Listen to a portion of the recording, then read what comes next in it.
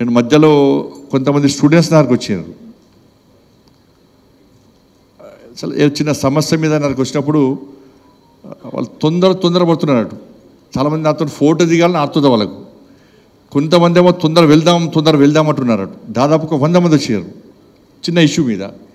మీకు ఇంత తొందర ఎందుకు అంటే, లేదు సార్ ఈరోజు బాలకృష్ణ గారి మూవీ వచ్చింది, మా బ్యాచ్మెంట్స్ అందరం కూడా బెట్టు కట్టుకున్నాం, ఆ బెట్టులో ఒక అతను ఓడిపోయిన తర్వాత బెట్ ఏంది అంటే ఈరోజు మీ అందరినీ కూడా బాలకృష్ణ గారి మూవీ తీసుకెళ్తా అని చెప్పాను.